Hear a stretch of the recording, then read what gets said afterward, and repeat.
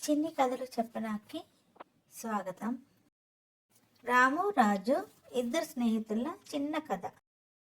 రాము ఇంకా రాజు ఇద్దరు best friends. ఇద్దరు ఒకే స్కూల్లో చదువుతున్నారు. ఇద్దరు కలిసే స్కూల్కి వెళ్తారు. స్కూల్లో కూడా ఒకే బెంచ్ మీద కలిసి కూర్చుంటారు. లంచ్ టైంలో కూడా ఇద్దరు కలిసే భోజనం చేస్తారు. ఇద్దరు బాక్స్లు కూడా పంచుకుంటారు. ఇద్దరిలో రాముకి చదువు అంటే ఇష్టం, అయితే రాజుకి అల్లరి అంటే ఎక్కువ ఇష్టం. చిన్న చిన్న అల్లరి పనులు చేస్తూ ఉంటాడు రాజు, ఇంట్లోనూ బయట కూడాను. అయితే ఒకరోజు స్కూల్ విడిచిపెట్టిన తర్వాత రాము రాజు ఇద్దరు కూడా స్కూల్ నుంచి ఇంటికి తిరిగి వస్తుండగా వాళ్ళకు ఒక చోట ఒక ప్రకటన కనిపించింది.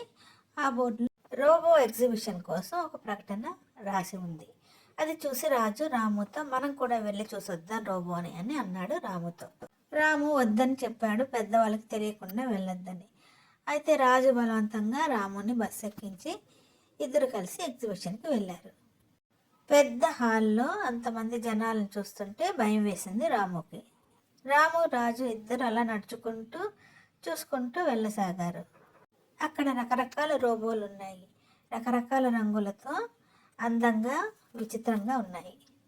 ఆ జనసముద్రంలో ఆ హడావిడిలో రాజు తప్పిపోయాడు. రాముకి రాజు కనిపించకపోవడంతో భయం వేసింది. అయినా భయపడకుండా ధైర్యంతో రాము అంత వెతకసాగాడు. అక్కడ రాము ధైర్యం కూడగట్టుకొని తన స్నేహితుడు రాజు కోసం వెతకడం ప్రారంభించాడు.